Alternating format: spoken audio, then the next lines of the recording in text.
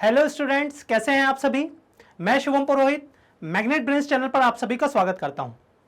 आज से हम लोग क्लास 11th ज्योग्राफी यानी भूगोल जो है उस चैप्टर का या भूगोल की बुक का ओवरव्यू यहां पर हम लोग डिस्कस करेंगे कि भूगोल में क्लास 11th में आपको क्या पढ़ना है और हमारी जो स्ट्रेटेजी है वो किस तरीके से रहेगी। आप लोगों को पता है कि क्लास 11th में जो भूगोल है उसमें 3 बुक हम लोगों को पढ़नी होती हैं स्कूलों में। 3 बुक में से एक एक करके हम लोग तीनों बुक का ओवरव्यू देखेंगे कि किस बुक में किस तरीके की डिटेल्स दी गई हैं और हम लोगों की स्ट्रेटेजी उन बुक्स को पढ़ने के लिए क्या रहेगी। देखिए, भूगोल स्टार्ट करने से पहले मैं आप लोगों को यहां पर बता देता हूं कि इस सब्जेक्ट की इंपॉर्टेंस क्या है। देखिए, जनरली हम लोग हमारी डे टू डे लाइफ में जो भी एटमॉस्फेरिक चीजें फील करते हैं या वातावरण में जो भी चीजें हम लोग अनुभव करते हैं, हमारे आसपास जो भी चीजें हम लोग देखते हैं, वो सारी चीजें किस तरीके से वो घटनाक्रम हमारे सामने घटित होते हैं, कैसे वो चीजें हमारे सामने आती हैं। फॉर एग्जाम्पल अगर हम देखें बारिश, तो बारिश के पीछे क्या फिनोमेना रहता है, बारिश किस तरीके से आती है, उसी पर्टिकुलर टाइम में ही क्यों आती है, यदि उस पर्टिकुलर टाइम में आती है तो उस पर्टिकुलर टाइम के अलावा और कब हमें बारिश देखने को मिलती है। तो ये सारी चीजें हिस्ट्री के साथ हम लोग यहां पर देखेंगे। हिस्ट्री यहां पर मैं ये इसलिए बोल रहा हूं क्योंकि भूगोल में जब भी हम चीजें पढ़ते हैं तो वहां पर उन चीजों को पढ़ने के लिए किसी न किसी वैज्ञानिक की कोई ना कोई थ्योरी होती है। जब वो थ्योरी शुरुआत में दी हुई होती है तो वो उतनी मैच्योर या परिपक्व अवस्था में नहीं पहुंचती है, लेकिन हम लोगों को यहां पर बुक में जो थ्योरीज दी गई हैं वो वही थ्योरीज दी गई हैं जो पूरी तरीके से प्रमाणित है। मतलब ज्योग्राफी, क्लास 11th की ज्योग्राफी यानी भूगोल पढ़ने के बाद आप लोगों को ये फील होने लगेगा, आप लोग ये समझने लगेंगे कि किस तरीके से सारी चीजें घटित होती हैं। तो क्या पढ़ा आपने, क्या समझा यहां पर हम लोगों ने देखा कि हम लोग यहां पर 3 बुक पढ़ने वाले हैं। 3 बुक में से 2 बुक जो होने वाली हैं वो आपको जनरली स्कूल में थ्योरी बेसिस पर पढ़ाई जाती हैं, जहां पर आप लोगों को पढ़ना होता है कि उस बुक में, जैसे कि फॉर एग्जांपल मैं यहां पर आप लोगों को बता दूं, एक बुक ये है जिसका नाम है भारत का भौतिक पर्यावरण। ठीक है, इसके ये चैप्टर्स हैं, हम लोग एक एक करके देखेंगे कि इसमें कौन कौन से चैप्टर्स दिए गए हैं। दूसरी जो बुक है वो है भौतिक भूगोल के सिद्धांत। ये जो 2 बुक आप लोगों को दी गई हैं ये दोनों बुक थ्योरी है। थ्योरी मतलब इसमें आप लोगों को पढ़ना होता है कि किस तरीके से सारी चीजें घटित होती हैं, भूगोल में जो चीजें दिखती हैं, पर्वत, पठार, मैदान, ये क्या होते हैं, इनके बनने के पीछे रीजंस क्या होते हैं, ये सारी चीजें आप लोगों को बुक में देखनी होती है। और लास्ट में जो बुक होती है वो बुक होती है प्रैक्टिकल की, जिसमें आप लोगों को स्कूलों में वाइवा या आप लोगों को जो प्रैक्टिकल के मार्क्स जो मिलते हैं वो इस बुक के आधार पर मिलते हैं, जिसमें आप लोगों को मैप वर्क जो है वो करना होता है। ठीक है, तो 3 बुक हैं, एक एक करके हम लोग तीनों बुक देखेंगे। बुक रिव्यू करने से पहले मैं आप लोगों को बता देता हूं कि मैग्नेट ब्रेन्स जो है वो चैनल हम लोगों के लिए, आप लोगों के लिए और हमारे लिए फेमस है, पूरे इंडिया में फेमस है, जो free and fair education provide करता है सभी को, बिना किसी पार्शियलिटी के सभी को free and fair education provide करने के लिए मैग्नेट ब्रेन्स चैनल फेमस है। बस हम लोगों की, आप लोगों से ये गुजारिश रहती है कि आप लोग सारी जो वीडियोस हैं उनको लाइक करें, शेयर करें। आप लोगों को अगर कोई चीज अच्छी लग रही है तो उसके ऊपर कमेंट करें। यदि आप लोग चाह रहे हैं कि कुछ इंप्रूवमेंट हम लोगों को करना है तो उसको भी आप कमेंट में मेंशन कर सकते हैं। इसी के साथ साथ मैग्नेट ब्रेन्स चैनल पर हिंदी मीडियम में क्लास 6 to 12th के सारे कोर्सेज जो हैं फ्री एंड फेयर सारे अवेलेबल हैं, और इंग्लिश मीडियम में KG 1 से लेकर क्लास 12th के सारे कोर्स यहां पर आप लोगों को देखने को मिल जाएंगे। तो चलिए स्टार्ट करते हैं बुक ओवरव्यू क्लास 11th का। सबसे पहले हम लोगों को देखना है क्लास 11th की जो बुक, वो देखना है भारत का भौतिक पर्यावरण, और इस बुक में हम लोगों को टोटल 4 यूनिट जो है वो देखने को मिलती हैं। 4 यूनिट के ये सब टॉपिक यहां पर दिए गए हैं, एक एक करके सारे टॉपिक हम लोग यहां पर समझते हैं। जैसे कि खंड 1 यानी पहली जो यूनिट है उसमें इंट्रोडक्शन यानी प्रस्तावना दिया गया है। प्रस्तावना यह दिया गया है कि भारत की स्थिति, देखिए आप लोगों को पता है ग्लोब यानी पृथ्वी हमारी जो गोल है उसमें भारत की स्थिति कहां है। स्थिति जैसे हम लोग, आप वर्तमान समय में यदि आप लोगों से बोले कि आपका एड्रेस क्या है, तो एड्रेस के लिए आप स्ट्रीट, मोहल्ला, क्षेत्र या जिला आप ये सब बताते हैं। लेकिन अगर हम मैप पर देखें कि भारत की स्थिति क्या है, तो भारत की स्थिति इस तरीके से डिफाइन नहीं होती जिस तरीके से आप अपनी स्थिति अपने पड़ोसी को या किसी रिश्तेदार को बताते हैं। भारत की स्थिति बताने के लिए मैप पर अक्षांश और देशांतर बताए गए हैं। तो इस तरीके से भारत की स्थिति ग्लोब पर क्या है, ताकि ग्लोबली उस चीज को देखा जा सके। इस यूनिट में हम लोग भारत की स्थिति इस तरीके से देखेंगे कि भारत अक्षांश और देशांतर में कहां पर रहता है, दूसरी बात भारत के पड़ोसी क्या है, भारत का क्षेत्रफल क्या है, और ये सारी चीजें इस चैप्टर में या इस यूनिट में हम लोगों को देखने को मिलेंगी। ठीक है, जो दूसरी जो यूनिट है हम लोगों की, दूसरी यूनिट वो है भू आकृतिक विज्ञान।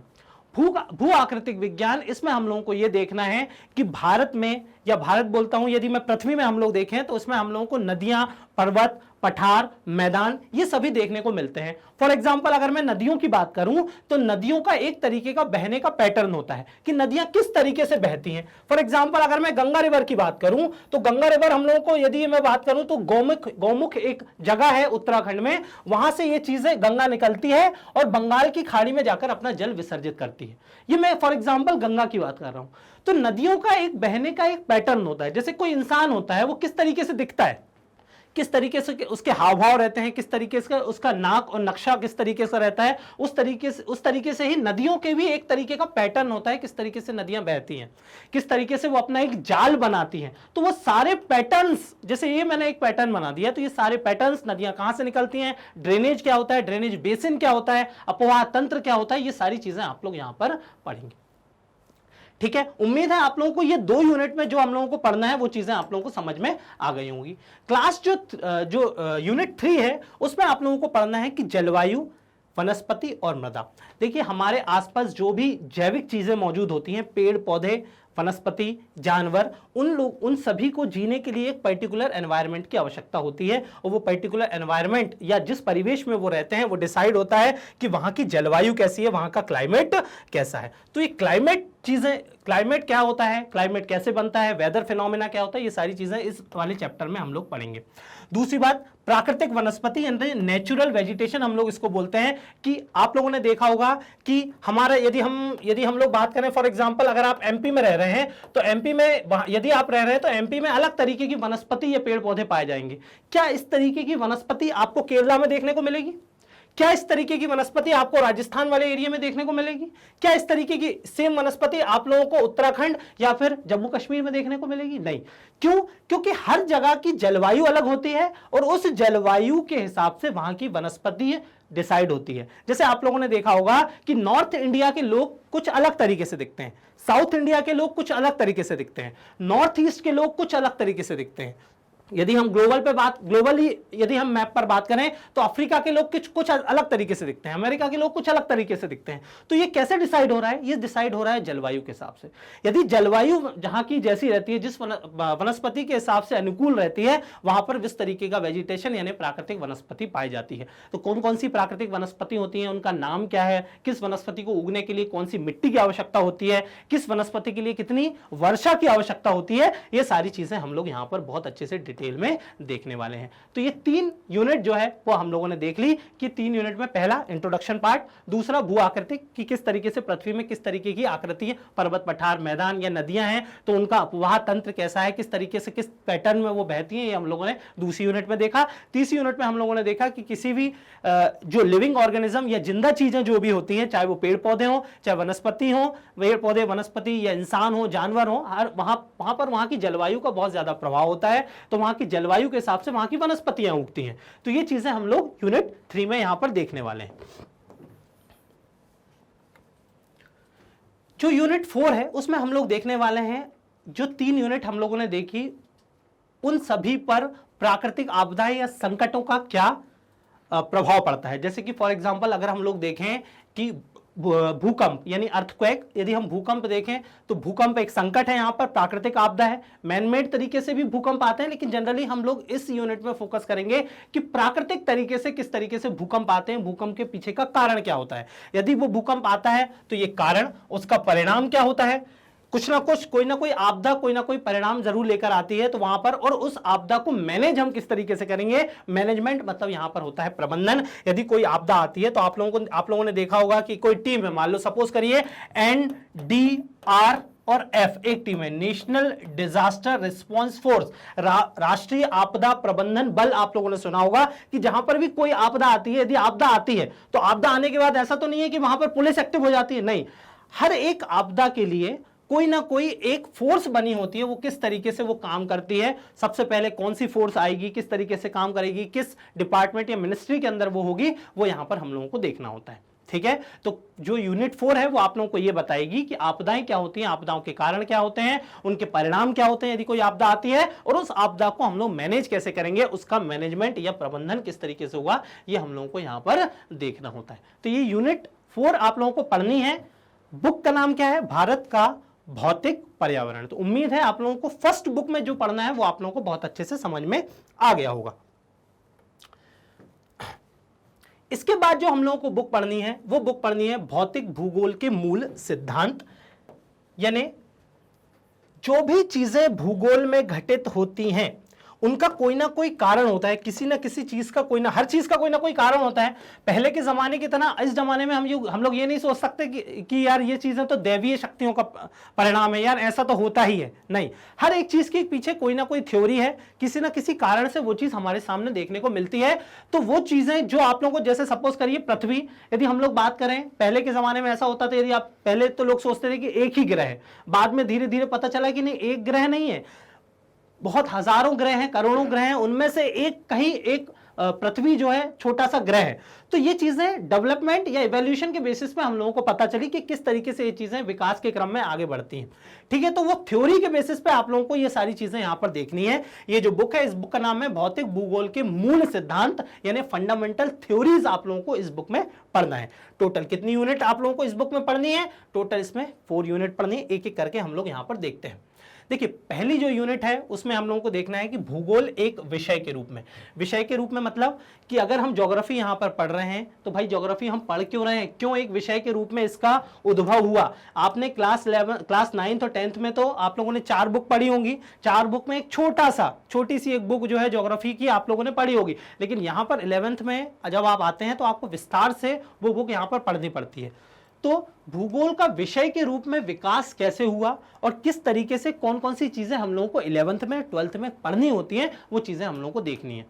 यदि मैं शॉर्ट में कहूं आप लोगों को कि इस बुक में आपको क्या पढ़ना है, तो भाई इस बुक में आप लोगों को इकाई 2, इकाई 3 और इकाई 4 जो आप लोगों को दी गई है, इन सभी का जो क्रक्स है वो आप लोगों को इस बुक में दिया गया है। थोड़ी सी हल्की सी ये जो बुक होती है वो आप लोगों को बोरिंग लगेगी जब आप पढ़ने बैठेंगे, लेकिन बहुत ज्यादा इंपॉर्टेंट है। क्योंकि यदि आप लोगों से कोई पूछ ले कि भाई हम ज्योग्राफी पढ़ क्यों रहे हैं या ज्योग्राफी में हम कौन कौन सी चीजों का अध्ययन करने वाले आगे, तो आप लोगों को कुछ नहीं बनेगा अगर आप लोगों ने ये वाली यूनिट नहीं पढ़ी। तो थ्योरी है, ज्यादा टफ नहीं है, पर थोड़ी सा ऐसा लगता है कि पढ़ने में थोड़ा इसमें मजा नहीं आ रहा है। क्यों? क्योंकि चीजें इकाई 2 से स्टार्ट होती हैं, लेकिन हम लोगों को इसका वेटेज जो है वो इक्वल है इन सभी यूनिटों के, इसलिए हम लोगों को इकाई 1 भी बहुत अच्छे से पढ़नी है, इकाई 1 भी बहुत अच्छे से पढ़नी है। इसके बाद जो आती है वो आती है इकाई 2 पृथ्वी। बहुत ज्यादा इंपॉर्टेंट चैप्टर और बहुत ज्यादा न्यूज में भी आप लोगों ने इस चैप्टर के बारे में पढ़ा होगा। इकाई 2 पृथ्वी मतलब, यदि आप लोगों ने हमेशा ये चीज सोची होगी, कभी ना कभी दिमाग में ये चीजें आई होंगी कि भाई हम अर्थ पे या पृथ्वी पर रह रहे हैं, तो क्या ये पृथ्वी ऐसी ही थी? यदि ये पृथ्वी ऐसी थी तो भाई पृथ्वी बनी कैसे, मतलब इसका एवोल्यूशन कैसे हुआ, कैसे इसकी उत्पत्ति हुई, कैसे विकास हुआ? क्या आज हमें जो नदियां, पर्वत, पठार, मैदान यदि हम लोगों को देख रहे हैं, क्या इसी अवस्था में थे? क्या आज जिस तरीके से भारत और अफ्रीका की दूरी है, क्या ये दूरी पहले भी वैसी थी? किस तरीके से हमारी पृथ्वी बनी वो देखना है हम लोगों को यहां पर पृथ्वी की उत्पत्ति और विकास में। ठीक है, इसके बाद अगर हमारी पृथ्वी बन गई है तो उसकी आंतरिक संरचना क्या है? आंतरिक संरचना मतलब ये पृथ्वी है हमारी, तो इसके नीचे अगर हम परतें निकालेंगे पृथ्वी की, उन परतों के नीचे हम लोगों को क्या क्या देखने को मिलेगा, वो चीजें हम लोगों को देखनी है पृथ्वी की आंतरिक संरचना में। कि इंटरनली पृथ्वी में अगर हम खुद एक ड्रिल हम लोग कर लें, यदि पृथ्वी में जमीन पे गड्ढा खोदना स्टार्ट करें, तो हम लोगों को आंतरिक संरचना में कौन कौन सी चीजें देखने को मिलेंगी, ये हम लोगों को इस 3rd चैप्टर में पढ़ना है। ठीक है, 4th चैप्टर में हम लोगों को क्या पढ़ना है, जो कि इकाई 2 का ही पार्ट है। हम लोगों को देखना है कि महासागरों और महाद्वीपों का वितरण क्या है। जैसे आप लोगों ने पढ़ा होगा कि भाई 7 महाद्वीप हैं हम लोगों के पास, महासागर हैं, तो वो किस तरीके से इनका वितरण किस तरीके से हुआ है, क्या ये वितरण पहले आज, यदि मैं फॉर एग्जाम्पल यदि ये मैप की एक मैं मैप यहां पर रफ मैप जो है आप लोगों को बनाकर बताता हूं। सपोज फॉर एग्जाम्पल यदि मैं यहां पर एक छोटा सा मैप सपोज करिए बना रहा हूं और यहां पर मैं अर्थ ये अपना पृथ्वी या इंडिया हम लोग यहां पर बना दे रहा हूं, तो यहां पर इंडियन ओशन, यहां पर यदि मैं देखूं तो ये है हिंद महासागर। ठीक है, यहां हिंद महासागर, तो क्या हिंद महासागर की लोकेशन यही थी या पहले ये जो इंडिया था क्या यही था या इसके पहले कहीं ऊपर हुआ करता था? तो ये चीजें हम लोगों को पढ़नी है चैप्टर 4 में। ये पूरी ये जो तीनों चैप्टर हैं आप लोगों को, ये तीनों चैप्टर आपस में जुड़े हुए हैं। कोई एक चैप्टर अच्छे से पढ़े बिना आप लोगों को दूसरा चैप्टर समझ में नहीं आने वाला है। तो एकदम सीक्वेंस से हम लोग पढ़ने वाले हैं चैप्टर 2, 3 और 4 में हम लोगों को पढ़ना है कि महासागरों महाद्वीपों का वितरण किस तरीके से हुआ है, क्या ये महासागर पहले जुड़े हुए थे तो किस तरीके से जुड़े हुए थे, किस तरीके से दिखते थे, महाद्वीप अगर जुड़े हुए थे तो वो किस तरीके से जुड़े हुए थे, यदि वो जुड़े हुए थे तो उनकी वो दिखने में कैसे थे, वो हम लोगों को सारी चीजें यहां पर देखनी है, डिस्कस करनी है। जो इकाई 3 है उसमें हम लोगों को देखना है भू आकृतियां, बहुत इंपॉर्टेंट यूनिट है ये वाली। भू आकृतियां बहुत आसान भी है और जो चीजें बहुत प्रैक्टिकल भी हैं। जैसे भू आकृतियों की सपोज अगर मैं बात करूं कि आप लोगों ने देखा होगा कि आप यदि कोई रेगिस्तान वाले एरिया में जाएंगे जहां पर रेत ही रेत है तो वहां पर अलग तरीके की आप लोगों को आकृतियां देखने को मिलती है, ठीक है। अगर आप ऐसी कोई जगह जाएंगे जहां पर चूना बहुत ज्यादा होता है, चूना पत्थर अगर होता है तो चूना पत्थर से निर्मित बहुत ज्यादा आकृतियां होती हैं। यदि आप ग्राउंड वाटर, यदि आप जमीन को खोदना स्टार्ट करेंगे और नीचे जाएंगे तो हम लोगों को पता है जमीन के नीचे ग्राउंड वाटर है, तो ग्राउंड वाटर है तो ऐसा तो है नहीं कि वहां पर जो ग्राउंड वाटर या भौम जल, जिसको हम लोग हिंदी में बोलते हैं भौम जल बोलते हैं उसको, तो भौम जल द्वारा कोई आकृतियों का निर्माण नहीं हुआ होगा, ऐसा तो है नहीं। ग्राउंड वाटर के द्वारा भी बहुत सारी आकृतियों का निर्माण हुआ होगा। वो सभी आकृतियां हम लोगों को इस चैप्टर में देखनी है कि रेत से कौन सी आकृति बनी, चूना पत्थर से कौन सी आकृति बनी, ग्राउंड वाटर से कौन सी आकृतियां बनी, वो सारी चीजें हम लोगों को ये देखना है और इनका विकास किस तरीके से हुआ है, डेवलपमेंट किस तरीके से हुआ है। बात समझ में आ रही है? तो ये 3 यूनिट हम लोगों को बहुत अच्छे से इस बुक में पढ़ना है। बुक का नाम आप लोगों को भूलना नहीं है। बुक का नाम क्या है? भौतिक भूगोल के मूल सिद्धांत, यानी थ्योरी हम लोग जो है इस बुक में बहुत अच्छे से पढ़ने वाले हैं। और लास्ट आती है हम लोगों की यूनिट 4 जलवायु क्लाइमेट हम लोगों को इसमें देखना है। जैसे कि हम लोगों ने इसके पिछले वाली बुक में देखा था, वहां पर भी क्लाइमेट एक चैप्टर था। अब यहां पर थ्योरेटिकल बेसिस पर हम लोगों को देखना है कि जलवायु में हम लोगों को पढ़ना क्या है। देखिए, इस चैप्टर में आप लोगों ने देखा होगा वायुमंडल में अलग अलग परतें होती हैं। जैसे पृथ्वी अगर हम खोदना स्टार्ट करें, यदि आप जमीन खोदना स्टार्ट करें तो क्या आप लोगों को एक ही तरीके की मिट्टी मिलेगी? नहीं, कुछ आप फिट खोदेंगे तो उसके नीचे कोई दूसरे तरीके की मिट्टी मिलेगी, कुछ फिट और खोदेंगे तो आप लोगों को दूसरे तरीके की मिट्टी मिलेगी। तो ये जो परतें आपको जमीन पर देखने को मिल रही हैं, इस तरीके की परतें एटमॉस्फेयर यानी वातावरण में भी होती है। तो वो परतें क्या होती हैं, उनके कैरेक्टरिस्टिक्स यानी विशेषताएं क्या होती हैं, वो हम लोग यहां पर देखने वाले हैं। वायुमंडल का संगठन और संरचना, ये कि हमारा जो वायुमंडल या एटमॉस्फेयर है वो किन चीजों से मिलकर बना हुआ है और उसकी संरचना किस तरीके से है, वो दिखता किस तरीके से है, लेयर्स किस तरीके से होती हैं, वो हम लोगों को चैप्टर 7 में पढ़ना है। चैप्टर 8 में हम लोगों को क्या पढ़ना है? सौर विकिरण, ऊष्मा संतुलन एवं तापमान। मतलब हम लोगों को पता है, हम लोगों ने क्लास 9, 10 में पढ़ा हुआ है कि ऊर्जा का जो सर्वप्रमुख स्रोत है पृथ्वी पर, वो सर्वप्रमुख स्रोत क्या है? सन, सोलर लाइट जो है वो हमारे लिए बहुत ज्यादा इंपॉर्टेंट है। तो वो सोलर लाइट किस तरीके से हमको जीवन देता है, किस तरीके से वनस्पतियों को जीवन देता है, उसका संतुलन किस तरीके से बना होता है, कैसे एक पूरी पृथ्वी पर यदि सोलर लाइट पड़ रही है तो वो बैलेंस कैसे बनाते हैं। यदि एक एरिया में सोलर लाइट पड़ रही है, यदि वो बैलेंस बनाते हैं तो वो सनलाइट एक जगह से दूसरी जगह कैसे जाती है, तापमान जो है वो बैलेंस किस तरीके से होता है, वो हम लोगों को चैप्टर 8 में पढ़ना है। चैप्टर 9 में हम लोगों को पढ़ना है वायुमंडल, परिसंचरण और मौसम प्रणालियां। बहुत इंपॉर्टेंट, जैसा कि मैंने बुक ओवरव्यू हम लोग पढ़ रहे थे, उसमें शुरुआत में मैंने आप लोगों को बताया था मौसम प्रणालियां। जैसे हम लोगों को पता है ग्रीष्म ऋतु, वर्षा ऋतु, यदि हम लोग ठंड की बात करें, और शीत ऋतु जो है वो किस तरीके से, ये सारी मौसमी चीजें होती हैं। ये मौसम जो है किस तरीके से आते हैं, इनका बदलाव किस तरीके से होता है। यदि हम मानसून की बात करें तो मानसून के एंट्री हमारे भारत में किस तरीके से होती है या पृथ्वी पर किस तरीके से होती है, मानसून आने के पीछे कारण क्या होते हैं, ये हम लोगों को चैप्टर 9 में पढ़ना है।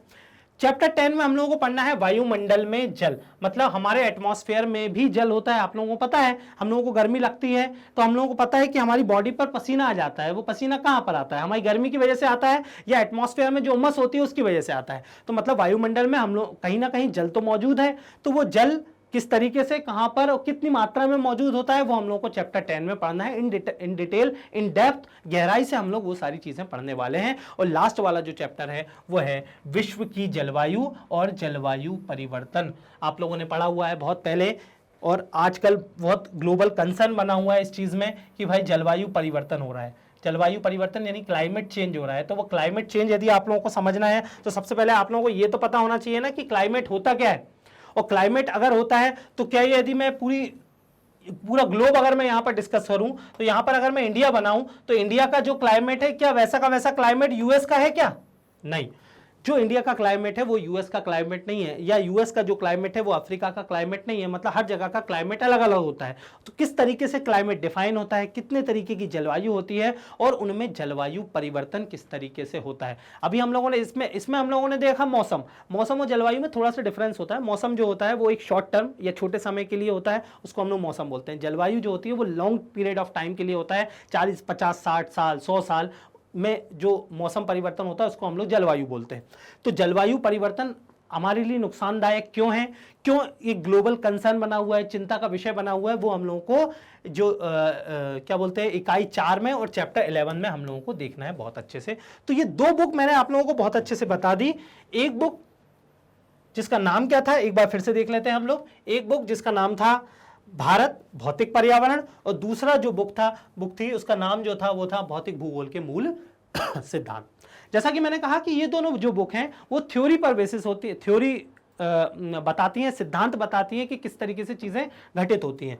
और जो लास्ट वाली जो बुक है वो पूरी तरीके से प्रैक्टिकल की बात करती है। आप लोग स्कूल में जाएंगे तो आप लोगों को प्रैक्टिकल के मार्क्स जो मिलेंगे या आप लोगों को कुछ होमवर्क जो दिए जाएंगे प्रैक्टिकल बेसिस पे, वो इस बुक के हिसाब से दिए जाएंगे। इस बुक का नाम ही देख लीजिए क्या है कि भूगोल में प्रयोगात्मक कार्य। प्रयोगात्मक कार्य का मतलब होता है प्रैक्टिकल, किस तरीके से भूगोल में हम लोगों को देखने को मिलता है कि भाई मानचित्र क्या होता है। तो पहले तो उसका मानचित्र का इंट्रोडक्शन, फिर मानचित्र की मापनी, किस तरीके से हम मैप में चीजें कैसे हम लोग नापते हैं, फिर अक्षांश क्या होता है, देशांतर क्या होता है, मतलब इंग्लिश में अगर मैं बोलूं तो लैटिट्यूड और लॉन्गिट्यूड और लैटिट्यूड हम लोग इसको बोलते हैं। समय, टाइम कैसे डिसाइड होता है मैप पर, मानचित्र प्रक्षेप, स्थलाकृतिक मानचित्र और सुदूर संवेदन का परिचय। ये सारी जो अध्याय हैं, ये सारे अध्याय आप लोगों को देखने को मिलते हैं इस बुक में जिसका नाम है भूगोल में प्रयोगात्मक कार्य। ठीक है, तो एक एक करके हम लोग ये बुक जो है उसका अध्ययन हम लोग स्टार्ट करेंगे। फिर से मैं आप लोगों को बता दे रहा हूं कि ये जितने भी हम लोगों ने पढ़े हुए हैं, जितनी भी बुक हम लोगों ने यहाँ पर देखी हुई हैं, ये सारी जो बुक हैं वो बहुत ज़्यादा इंपॉर्टेंट है, सिर्फ 11th क्लास के ही लिए नहीं। यदि आप लोग आने वाले समय में यदि कंपटीशन एग्जाम की तैयारी करते हैं, कोई भी कॉम्पिटिटिव एग्जाम आप लोग देते हैं, तो आप लोगों को पता होगा कि 11th की जो NCERT है वो बेस है। ठीक है, आधारभूत स्तंभ का काम करती है। अगर आप कोई भी कॉम्पिटिटिव एग्जाम देते हैं तो यहाँ पर जो चीजें हैं हम लोग सिर्फ ऐसे नहीं पढ़ेंगे कि पढ़ लिया और आगे बढ़ गए, या हम लोगों को 11th पास होना है, 11th लोकल एग्जाम है तो हम लोगों ने दे दिया और हम लोगों को कोई मतलब नहीं है इस बात से। नहीं, 11th की जो बुक है यदि मैं बात करूं तो 12th से थोड़ी सी टफ होती है। 11th की बुक थोड़ी सी टफ होती है, थोड़ी सी प्रैक्टिकल होती है, थोड़ी सी इसमें विशेष ज्ञान की जरूरत होती है, और इसमें समझने वाली चीजें 12th क्लास से ज्यादा होती हैं। और यदि मैं बोलूं इंपॉर्टेंस की, तो इस बुक की इंपॉर्टेंस क्लास 12th से भी ज्यादा है। इसलिए हम लोगों को बिल्कुल हल्के में नहीं लेना है, इन तीनों ही बुक को हम लोगों को बहुत अच्छे से पढ़ना है। और यदि आप मेरे साथ और मैग्नेट बेंच चैनल के साथ इस ज्योग्राफी के सेशन को कंप्लीट कर लेते हैं तो मैं आपको गारंटी देता हूं कि आप लोगों को ऐसा कोई कॉन्सेप्ट नहीं है जो आप लोगों को समझ में ना आए। ठीक है, तो ये ओवरव्यू हम लोगों का कंप्लीट हो गया। इसी के साथ आज का ये सेशन हम लोग खत्म करते हैं। मैग्नेट ब्रेन्स चैनल पर आप लोगों को सारे कोर्सेज जो हैं वो देखने को मिल जाते हैं, जहां पर CBSE board, Delhi board, Bihar board, UP board, MP board, Rajasthan board, वैदिक मैथ्स, क्रैश कोर्स और स्पोकन इंग्लिश कोर्स को बहुत अच्छे तरीके से कंप्लीट कराया जाता है। सारी वीडियोस के डिस्क्रिप्शन में आप लोगों को ई बुक और ई नोट्स की लिंक जो है वहां पर मिल जाती है, जहां से आप लोग नोट्स देख सकते हैं। मैग्नेट ब्रेन्स चैनल के सोशल मीडिया चैनल्स को आप लोग फॉलो कर सकते हैं। हमारे साथ आप यूट्यूब पर, फेसबुक पर, इंस्टाग्राम पर, ट्विटर पर, टेलीग्राम पर और व्हाट्सएप ग्रुप पर जुड़ सकते हैं। सिर्फ आपको क्या करना है, मैग्नेट ब्रेन्स चैनल को सब्सक्राइब करना है, अपने दोस्तों के साथ शेयर करना है और हमारी वीडियोस को ज़्यादा से ज़्यादा लाइक करना है। तो आज के इस सेशन के साथ जुड़ने के लिए थैंक यू सो मच।